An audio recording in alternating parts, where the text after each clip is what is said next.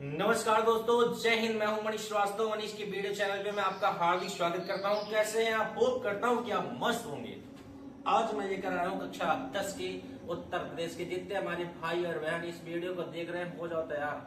आज का सेशन बहुत ही इंपॉर्टेंट है आपके भविष्य के लिए, मैं बताना चाहता हूँ। और ये कोई और नहीं बल्कि हिमालय से। हिमालय क्या है बच्चों? हिमालय से क्या निकलता है बच्चों, और क्या क्या वहां की सुंदरता है बच्चों, इन सारी चीजों के बारे में हमारी कवित्री महादेव वर्मा जी आपको बताएंगी। और इसको मैं आपको समझाने जा रहा हूँ। और UP board class 10 6 number chapter है, हिंदी का है। और हिमालय से इससे आसान कहीं और नहीं पाएंगे आप। अभी से शुरू करें आप। मैं आपको बता सकता हूँ कि वन शॉट में ये एक वीडियो में पूरे पार्ट की कहानी खत्म। और ये पिक्चर देख रहे हो, ये कोई और नहीं बल्कि ये मैं हूँ बच्चों। और ये कुछ और नहीं लिखा है, ये आपकी यूट्यूब चैनल का नाम है बच्चों। तो अगर आपको वीडियो अच्छा लगेगा तो वीडियो को लाइक कर दीजिएगा, छोटा सा कमेंट करिएगा, वीडियो को शेयर करके और चैनल को सब्सक्राइब जरूर कर दीजिएगा। तो चलिए शुरू करते हैं बिना देर किए हिमालय से। तो ये रहा आपका पार्ट हिमालय से। हे चिर महान, हे चिर महान, हे चिर महान, हे चिर महान, यह स्वर्ण रश्मि छूसेत भाल बरसा जाती रंगीन हास है। चिर महान है चिर महान। एक एक वर्ड मैं आपको बताऊंगा। हे चिर, चिर का मतलब होता है प्राचीन। चिर मीन्स क्या होता है मेरा बच्चा? प्राचीन होता है। चिर का मतलब होता है प्राचीन। क्या होता है भैया? प्राचीन। हिमालय कैसा है? प्राचीन है। और कैसा है? महान। तो कहती है महादेव वर्मा जी कि हे महान प्राचीन हिमालय, यह स्वर्ण रश्मि, स्वर्ण माने होता है सोने के समान। सोना कैसे होता है? पीला। रश्मि माने होता है किरणें। तो आपकी ये किरणें किसकी हैं? सूर्य की। जब सूर्य की सुनहरी किरणें छूती हैं, क्या? श्वेत। श्वेत माने होता है सफेद। श्वेत में क्या होता है? सफेद होता है। भाल में होता है माथा। क्या होता है? माथा। आपको बताना चाहूंगा मेरा बच्चा कि हिमालय बर्फ से ढका हुआ है। तो अगर बर्फ को देखेंगे तो बर्फ का रंग सफेद होता है, और सूर्य को देखेंगे सूर्य का रंग स्वर्ण रश्मि होता है, सोने के समान किरणें होता है बच्चा। तो लिखा है कि ये प्राचीन महान हिमालय, जब सुबह की सूर्य की सुनहरी किरणें, सुबह की सूर्य की सुनहरी किरणें तुम्हारे सफेद माथे को छूती है ना, तो ऐसा प्रतीत होता है कि बरसा जाती है। वो क्या करती हैं? बरसा जाती हैं। और रंगीन हास, हास माने होता है हंसी, हास मिस होता है हंसी। ऐसा प्रतीत होता है कि वह तुम्हारे ऊपर रंगीन हंसी को बिखेर रही हो, वह तुम्हारे ऊपर रंगीन हंसी को बिखेर रही हो। तो एक बार फिर से रिपीट करेंगे, ध्यान दीजिएगा कि हे चिर महान अर्थात हे प्राचीन महान हिमालय। सेकेंड नंबर क्या कहता है बच्चा? सेरी बनता है इंद्रधनुष परिमल मल जाता बतास पर रागहीन तुम हिम निधान। सेरी में होता है माला। सेरी में क्या होता है? माला। आपको बताना चाहूंगा पहाड़ कैसे होते हैं? ऐसे होते हैं ना, अगर ऐसे होता ही ना बेटा। अब यहाँ पर ध्यान से देखो, माला कैसे बनते हैं? ऐसे। गला कैसे होता है आपका? ऐसे होता है। इस गले में अगर आप माला पहनेंगे तो ये माला है, आपका आकार है। तो यहाँ पर ये जो आपके इस आकार में आपकी पहाड़ है, अगर इसको उल्टा किया जाएगा तो इसका आकार किसके समान हो जाएगा? माला के समान हो जाएगा। ठीक वैसे कहा गया है कि माला बन जाता है। क्या? इंद्रधनुष। इंद्रधनुष की छाया कैसे होती है? ऐसे होती है। मैंने आप पिनाला 7 रंग होते हैं। तो जो आपका इंद्रधनुष आकाश में दिखाई पड़ता है, वह हिमालय के लिए माला का काम करता है। किसका काम करता है? माला का काम करता है। तो कहा गया है कि सेरी बनता है इंद्रधनुष, जो इंद्रधनुष है वह हिमालय की माला बन जाता है। क्या बन जाता है? माला। और ये परिमल मलमल जाता बकास, बकास में होता है हवा, और परिमल का होता है मलय पर्वत। मलय पर्वत की जो सुगंधित हवा होती है वह वहां पर बहती रहती है। जब मलय पर्वत की सुगंधित हवा वहां बहती है तो जो रागहीन अर्थात जो वहां दुर्गंध से युक्त हवाएं हैं वो दूर हो जाती हैं। हिम निधान, क्योंकि वह बर्फ का सागर है। वहां पर किसका स्थान है? बर्फ का।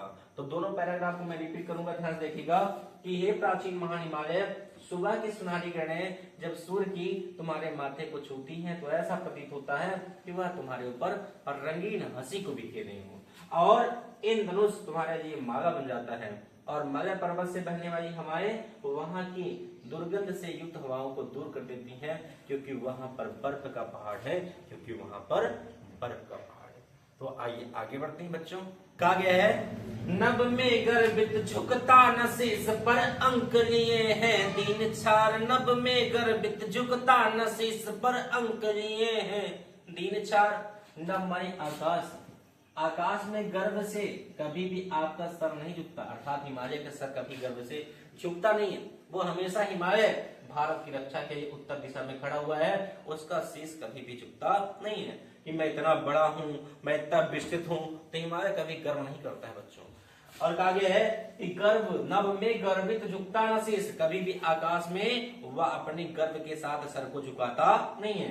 पर अंक लिए है दीन छार, इसका तात्पर्य क्या है? दीन छार का मतलब कंकड़ पत्थर। वह हमेशा अंक लिए है दीन छार, वह हमेशा कंकड़ पत्थरों से बना है, लेकिन दीन छार वह हमेशा दुख दर्द तकलीफ को भी सहता है। आप चाहिए हिमालय देखिए, वहां पर तमाम ऋषि मुनि ऐसे हैं जो बर्फ में बैठ करके भगवान कैलाश पर्वत पर बैठे शंभुनाथ अर्थात हमारे भोलेनाथ का आवाहन करते रहते हैं, उनका यज्ञ करते रहते हैं बच्चों। तो कहा गया है कि आकाश में कभी भी गर्भ के साथ सर को उठाया रहता है, कभी भी उसका सर झुकता नहीं। किसका? हिमालय का।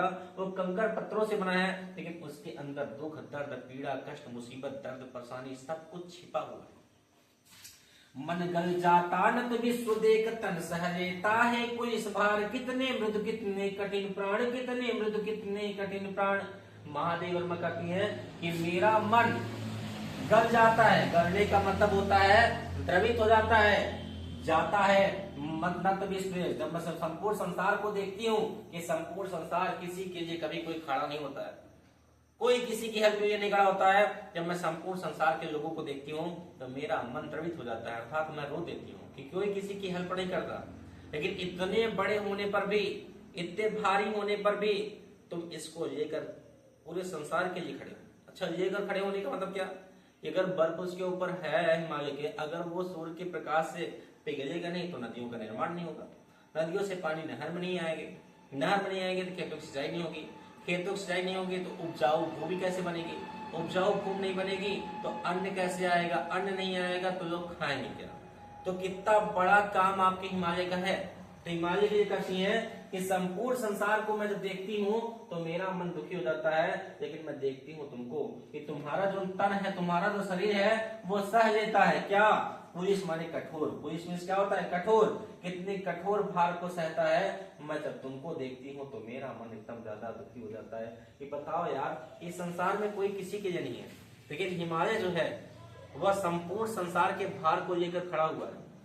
कितने मृद कितने कठिन प्राण, तुम कितने कोमल हो लेकिन तुम्हारे प्राण कितने कठिन हैं। तुम कितने कोमल हो लेकिन तुम्हारे प्राण कितने कठिन हैं। और आगे कहती है कि टूटी है तेरी कब समाधि झंझा लौटे सतहार हार। झंझा में तूफान, आदि तूफान आए सैकड़ों बार और आकर के हार कर लौट गए, लेकिन कभी भी तेरी समाधि नहीं टूटी। समाधि का मतलब क्या होता है बच्चों? ऐसा स्थान जहां पर व्यक्ति को दफना दिया जाता है, वो वहां से दूसरे जगह पर नहीं जाता। वैसे हिमालय कैसा है? हिमालय एक समाधि की तरह है। तो हिमालय की समाधि कभी नहीं टूटी है। झंझा यानी तूफान सैकड़ों बार आए और तूफान सैकड़ों बार आकर के लौट गए, लेकिन कभी भी उसकी समाधि को हिला तक नहीं पाए, कभी भी उसके समाधि को तोड़ तक नहीं पाए। और आगे क्या कहा गया मेरे बच्चा? आगे कहा गया, भैया ध्यान देखेंगे, यहाँ पर ये थोड़ी सी बातें बाकी है और ये पाठ आपका समाप्त हो जाएगा। लिखा है कि बह चला त्रिगो से किंतु नीर तुन कर जलते कण की पुकार। सुख से विरक्त दुख में समान, सुख से विरक्त दुख में समान। हे हिमालय, हमने आपको देखा है कि आपके आंखों से नीर बहता है। आपकी आंखों से क्या बहता है? नीर बहता है। जब आप सुनते हो कि धरती कण, कण माने मिट्टी होता है, ये धरती जल रही है, ये धरती को पानी की आवश्यकता है, तो आप जब इस बात को सुनते हो कि हाँ ये धरती को पानी की आवश्यकता है, तो आपकी आंखों से पानी बहता है। अर्थात हिमालय जब पिघलेगा तो पिघलने के बाद क्यों भैया नदी का निर्माण होगा। जो हिमालय है वहां पे बर्फ है भैया, और बर्फ अगर पिघलेंगे तो नदियों का निर्माण होगा। तो ये महादेव वर्मा की पंक्तियां हैं जो कि हिमालय से हैं।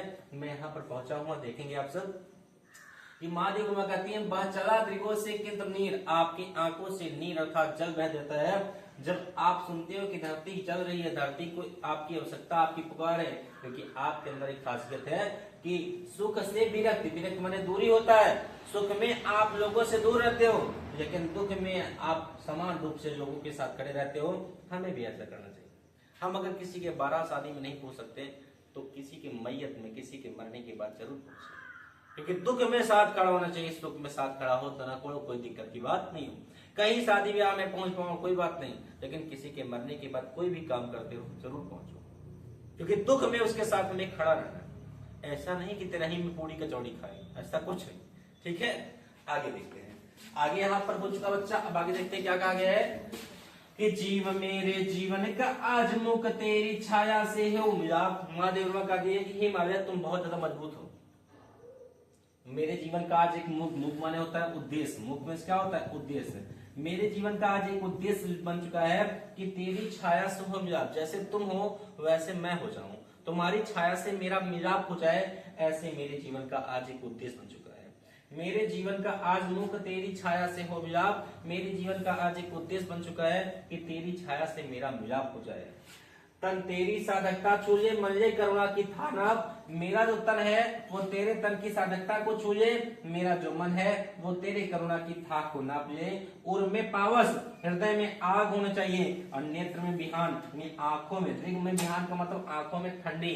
किसी को बताओ मत क्या करना है, लेकिन अपने मन में आग रखो कि हमको ये करना है। पापा को हमको 4 चक्के घुमाना है, मम्मी को नई साड़ी खरीदना है, केदारनाथ घुमाना है, कहीं भी मन में रखो आग रखो, आंखों में ठंडक रखो। सामने वाले को बताओ मत कि कब क्या करना है। तो ये पार्ट यहीं पर क्या हो गया समाप्त। एक बार मैं इसको रिपीट करूंगा, ध्यान देखिएगा आप सब सारे बच्चे। हे चिर महान या स्वर्ण रश्मि छू श्वेत भाग वर्षा जाति रंगीन हास, हे प्राचीन महान हिमालय, सुबह की स्वर्णिम किरणें जब आपके सफेद माथे को या सफेद माथे को छूती हैं तो ऐसा प्रतीत होता है कि वह आपके ऊपर रंगीन हंसी को भी किए रही है।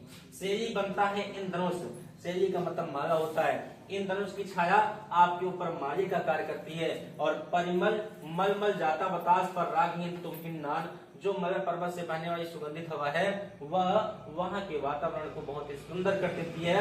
नब्बे गर्भित चुकता शीश पर अंक ये है 3-4, ये आकाश में आपका गर्भ के साथ हमेशा सर उठा रहता है, कभी आपका सर झुकता नहीं। आप कंकड़ और पत्थरों से बने हो, लेकिन आप अपने अंदर दुख दर्द कष्ट मुसीबत को समेट कर रखे हुए हो। मन गल जाता नत विश्व दे, संपूर्ण संसार को मैं देखती हूँ तो मेरा मन गल जाता है, मेरा मन दुखी हो जाता है, लेकिन आपको देखती हूँ तो मेरा मन खुश हो जाता है, क्योंकि तन सह लेता है कोई बार। आपका तन, आपका शरीर इतना कठोर है, इतने कठोरतम हार को आपका शरीर सह लेता है। कितने मिनट, कितने कठिन प्राण आपके अंदर इतनी कोमलता है, लेकिन आपका प्राण बहुत ही कठिन है। टूटी है तेरी कब समाधि संख्या लौटे सत हार हार, कभी भी आपकी समाधि टूटी नहीं है। सैकड़ों बार तूफान आए और हार कर लौट गए। बह चला दिगों से किंतु नहीं सुनते जलते कड़ की पुकार, सुख से विरक्त दुख में समान। आपके नेत्रों से हमेशा जल अर्थात पानी, आंसू की धारा बहती है। जब आप सुनते हो कि धरती जल रही है, धरती को आपकी आवश्यकता है, क्योंकि आपके अंदर एक काबिलियत है हिमालय कि आप सुख में लोगों से दूर रहते हो, लेकिन दुख में सबके समान खड़े रहते हो। मैं आपकी तरह ही बननी चाहती हूँ, मैं आपकी तरह ही बनना चाहती हूँ। महादेव वर्मा कहती हैं कि मेरे जीवन का आज मुख, मुख माने उद्देश्य होता है कि मेरे जीवन का आज एक उद्देश्य बन चुका है कि तेरी छाया से हो मिलाप, मैं तेरी छाया से मिलाप कर लूं। तन तेरी साधकता छूले मनले करुणा की थाना, मेरा जो तन है वो तेरे तन की साधकता को छूले, मेरा जो मन है वो तेरे मन की करुणा की था को नाप ले। उर्मे पावस विमान, हृदय में आग होनी चाहिए और नेत्रों में ठंडक होनी चाहिए। और ये पाठ यहीं पर समाप्त होता है। तो एक बार फिर से नमस्कार दोस्तों, जय हिंद। मैं मनीष श्रीवास्तव, मनीष की वीडियो में आपका हार्दिक स्वागत करता हूँ। ये पार्ट समाप्त हुआ। अगर आपको वीडियो अच्छा लगा तो आप वीडियो को एक बार शेयर कर दीजिएगा और एक प्यारा सा छोटा सा कमेंट करके बताइएगा वीडियो कैसा लगा। और अगर आप चैनल पर नए हैं तो चैनल को सब्सक्राइब करना नहीं भूलेंगे। मिलते हैं नेक्स्ट वीडियो में, तब तक के लिए धन्यवाद। जय हिंद और जय भारत।